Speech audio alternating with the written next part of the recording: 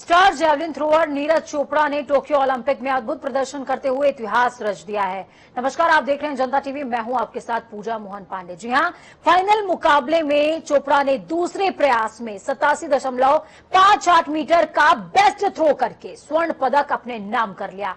इसके साथ ही Neeraj track and field event में स्वर्ण पदक जीतने वाले पहले भारतीय एथलीट बन गए हैं। गोल्ड मिलने के बाद यूपी के सीएम योगी आदित्यनाथ और उत्तराखंड के सीएम पुष्कर सिंह धामी ने ट्वीट करते हुए उन्हें बधाई दी। सीएम योगी आदित्यनाथ ने लिखा, जय हो भारत की जय।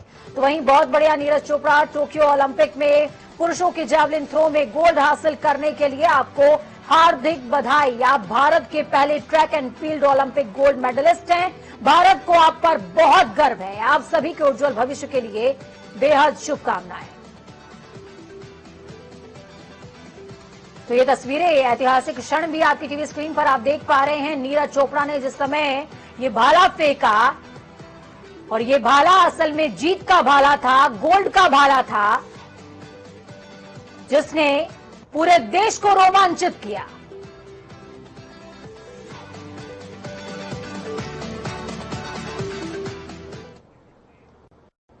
तो हॉकी टीम ने भी बेहतरीन किया था। टोक्यो ओलंपिक 2020 में हॉकी में कांस्य पदक जीतने वाले पीयूष दुबे के कोच रहे डॉक्टर प्रेम शंकर शुक्ला जी से जनता टीवी ने खास बातचीत करी। इस दौरान उन्होंने क्या कुछ कहा, सुनिए।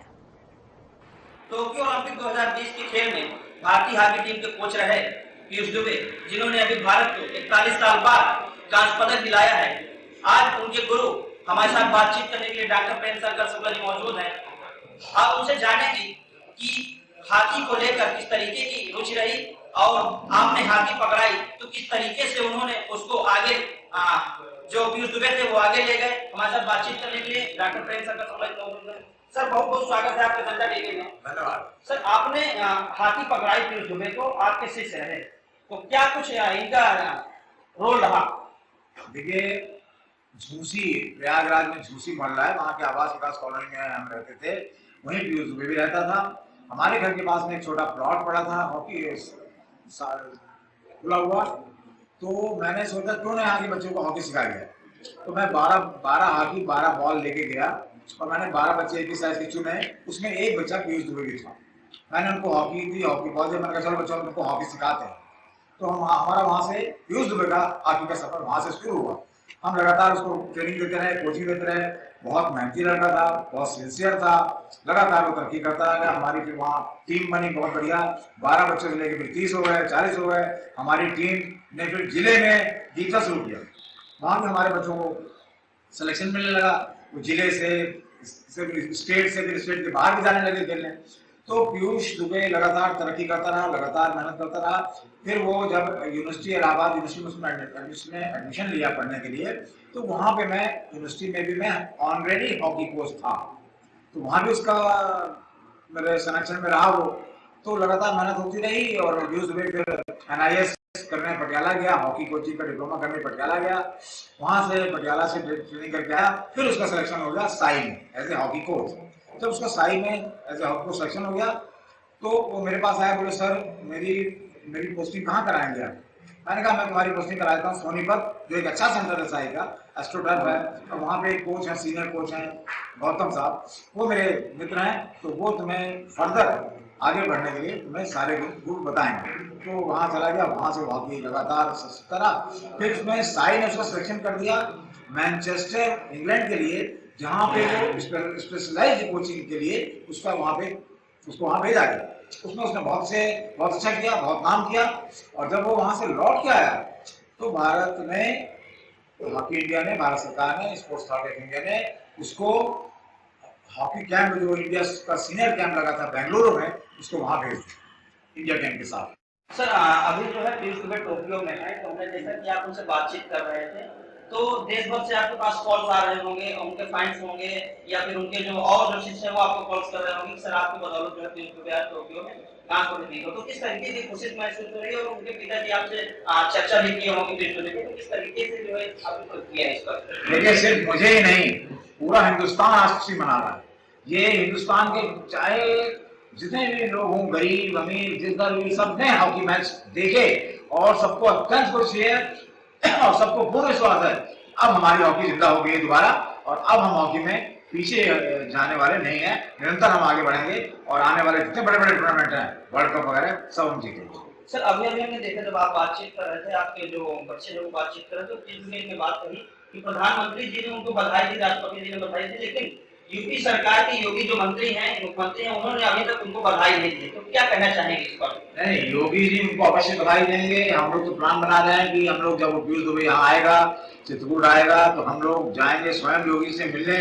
तो योगी जी तो बहुत बड़े, जिस तरह से अपने प्रधानमंत्री मोदी जी खेल प्रेमी है, ठीक उसी तरह से योगी जी भी खेल प्रेमी है। और वो कहीं व्यस्त रहे होंगे इसलिए उसको कॉल नहीं किया, वो निश्चित कॉल करेंगे। और वो यूपी का बच्चा है पीयूष दुबे, उसको निश्चित कॉल करेंगे। और जब पीयूष दुबे यहाँ आएगा तो हम लोग योगी जी से मिलने भी लखनऊ जाएंगे। तो देखिए, ये थे हमारे साथ पीयूष दुबे के कोच डॉक्टर प्रेम शंकर शुक्ला जी, जिन्होंने बताया कि पीयूष हॉकी को लेकर किस तरीके से पहले भी प्रयासरत था और आज उसने जो है जो भारत को 41 साल बाद जो है कांस्य पदक दिलाया है, उसके लिए मैं उसका भी शुक्रगुजार हूँ। जनता टीवी के लिए चित्रकूट से संजय साहब।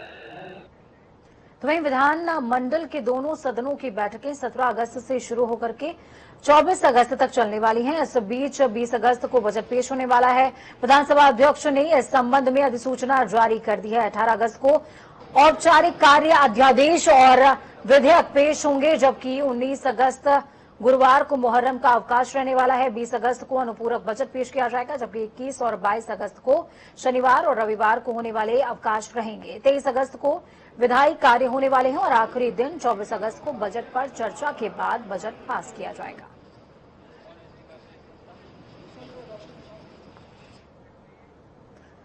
तो वहीं नड्डा 2 दिवसीय दौरे पर पहुंचे हुए हैं और इस दौरान आपको बता दें कि जेपी नड्डा इंदिरा गांधी प्रतिष्ठान में पहुंचे, जहां उन्होंने तमाम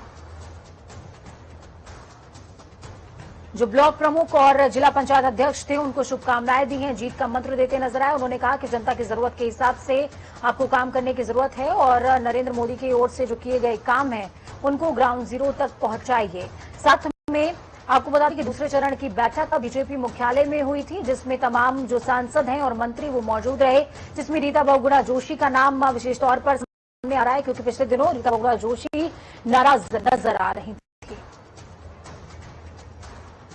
हम सब जानते हैं कोरोना महामारी दुनिया की सदी की सबसे बड़ी महामारी है और इस सदी की सबसे बड़ी महामारी के दौरान हमने देखा बहुत सारे लोग, बहुत सारे संगठन, राजनीतिक दल बड़ी बड़ी दावेदारी करते हैं, लेकिन इस महामारी के दौरान वे सभी सेल्फ क्वारंटीन में थे, घर के बाहर नहीं निकले।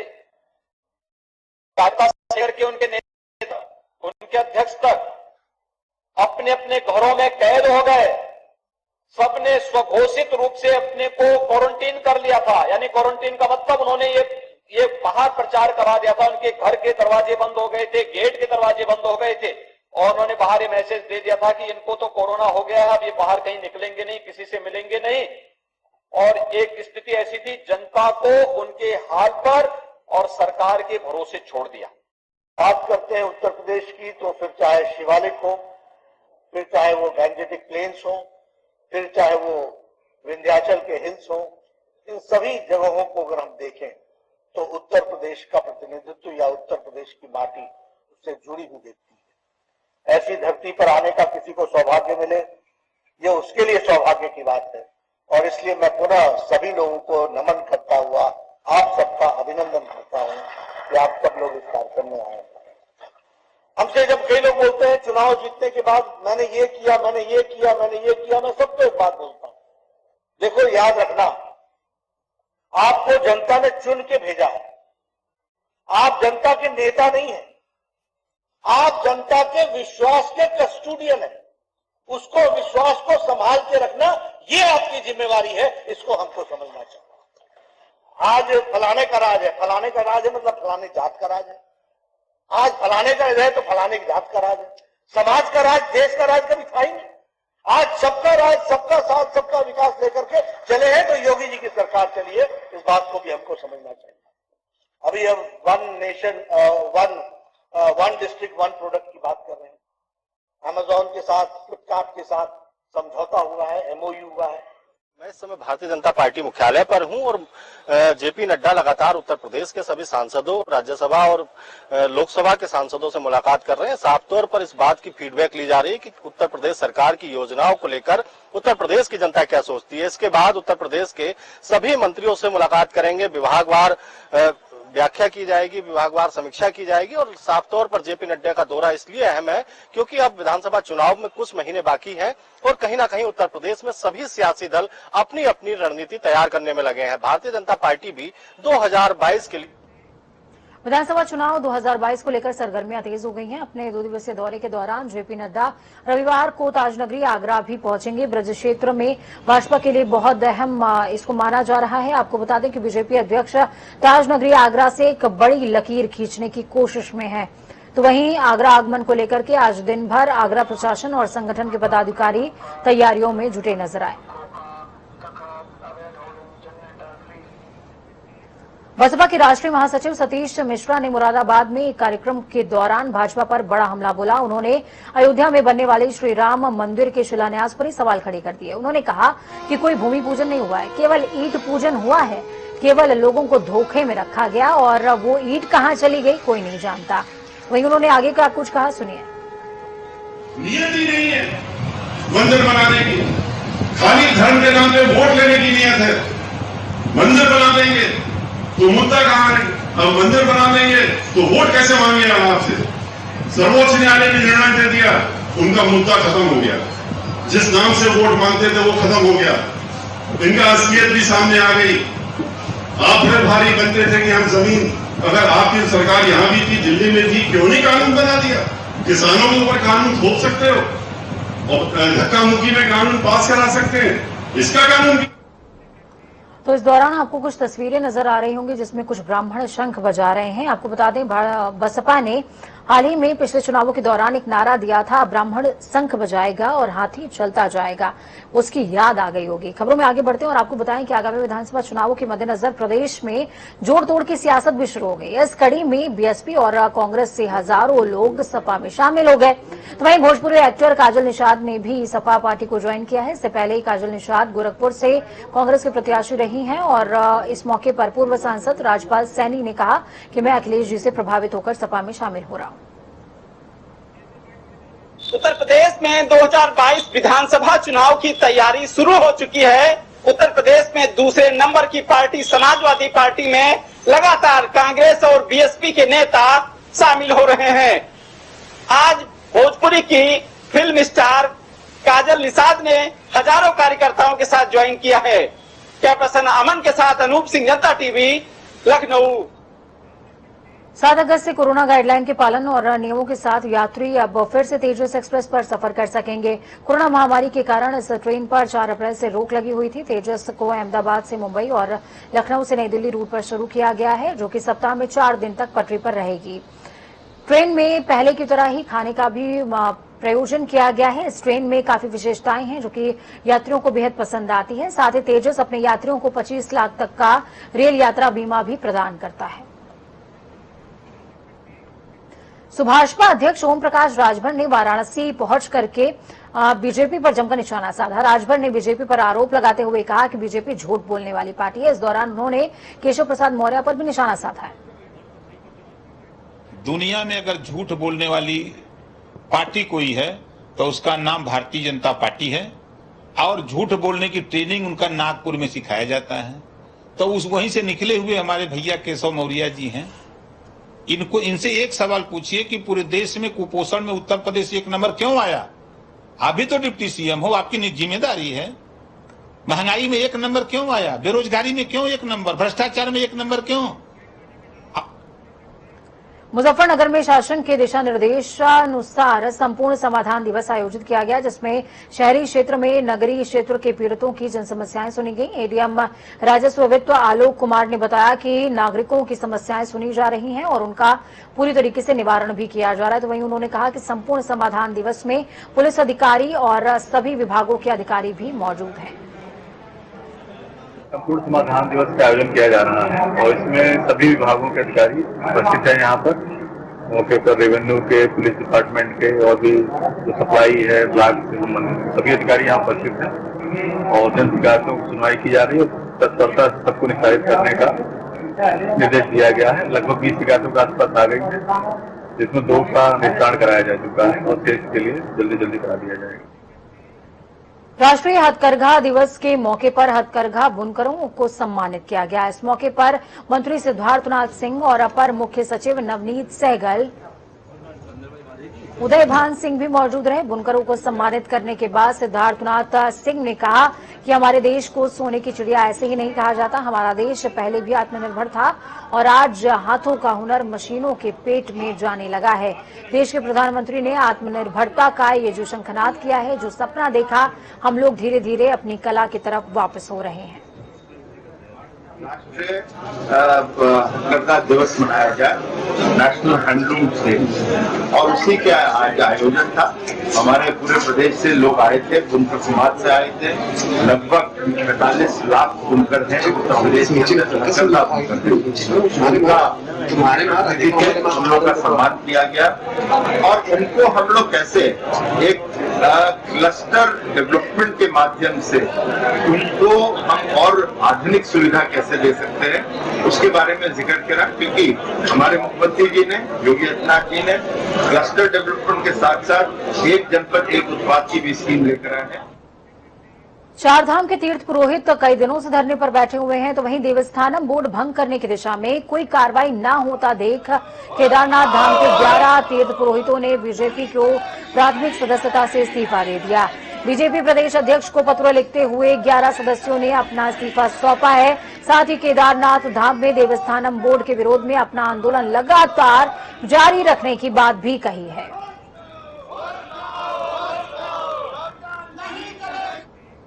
उत्तराखंड के मुख्यमंत्री पुष्कर सिंह धामी ने हॉकी स्टार वंदना कटारिया से बातचीत करी। साथ ही शानदार प्रदर्शन के लिए वंदना और भारतीय महिला हॉकी टीम को बधाई दी। उन्होंने सभी खिलाड़ियों को मनोबल बनाए रखने को कहा। इससे पहले सीएम धामी ने वंदना कटारिया को 25 लाख रुपए दिए जाने की घोषणा भी करी है। साथ में कहा कि वंदना कटारिया को तीलू रौतेली पुरस्कार से भी सम्मानित किया जाएगा। मुख्यमंत्री ने वंदना कटारिया के भाई सौरभ कटारिया से भी फोन पर बातचीत करी थी और सुरक्षा का आश्वासन भी दिया था। विशेष रूप से आपने जो है हमारे प्रदेश का, यहाँ का सब लोगों का जो मान सम्मान बढ़ा है, बहुत अच्छा काम किया है, बहुत अच्छा प्रदर्शन किया है, बेहतरीन। और मनोबल बिल्कुल जो है कम करने की आवश्यकता नहीं, मैं भी आपका सम्मान भी रखा है इस बार। उत्तराखंड राज्य के बहुचर्चित कुंभ कोरोना जांच घपले को लेकर के प्रवर्तन निदेशालय ईडी ने देश के 5 शहरों में ताबड़तोड़ छापेमारी करी। देहरादून, हरिद्वार, दिल्ली, नोएडा और हिसार में ईडी की अलग अलग टीमों ने एक साथ छापेमारी करी है। कार्रवाई के बाद ईडी ने इसकी जानकारी सार्वजनिक की। तो वहीं उत्तराखंड सरकार की तरफ से पहले ही जीरो टॉलरेंस की बात कही गई है। मुख्यमंत्री पुष्कर सिंह धामी का कहना है कि जो भी लोग इसके पीछे होंगे और दोषी पाए जाएंगे, उन्हें बख्शा नहीं जाएगा। देखिए, कानून अपना काम करेगा, अगर कोई दोषी होगा तो उसके खिलाफ कड़ी कार्रवाई होगी। देखिए, कानून अपना काम करेगा, अगर कोई दोषी होगा तो उसके खिलाफ कड़ी कार्रवाई होगी। देखिए, कानून अपना काम करेगा, अगर कोई दोषी होगा तो उसके खिलाफ कड़ी कार्रवाई होगी।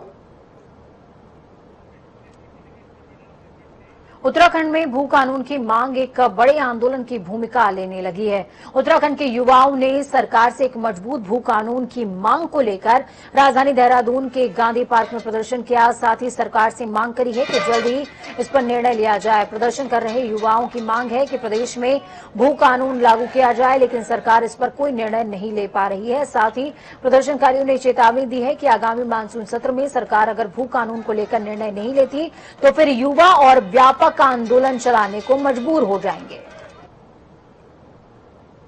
सारे हिमालय क्षेत्र, जितने भी हिमालय क्षेत्र, सब में एक भू कानून को लेकर एक उनकी लिमिट रखी गई कि इस जमीन से ज्यादा नहीं ले सकते।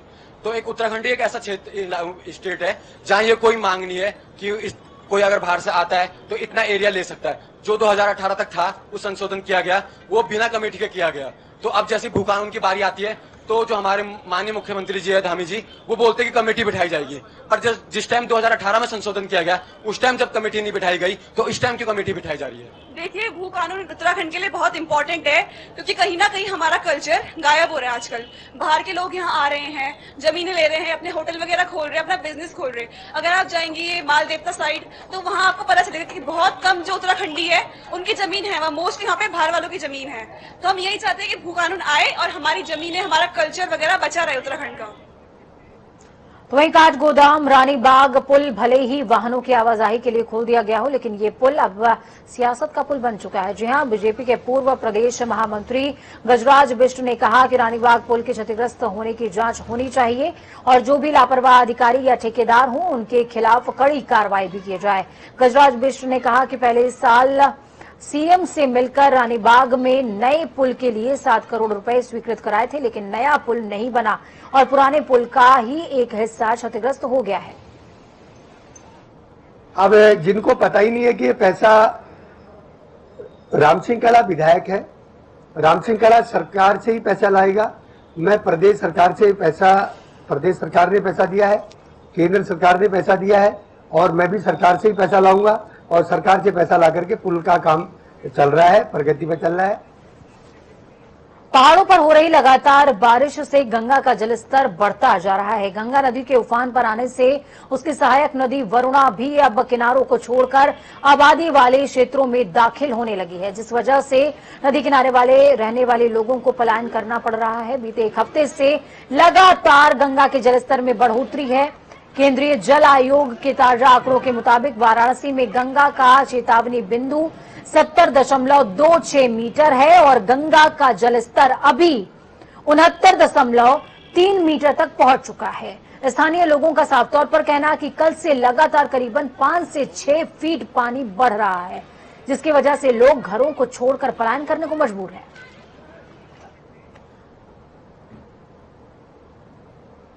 वक्त यहां पर छोटे से ब्रेक का, ब्रेक के उस पार खबरों का सफर लगातार जारी रहेगा। बने रहिए जनता टीवी के साथ। जनता टीवी की ये कामना है कि आपका आने वाला समय आज से बेहतरीन हो।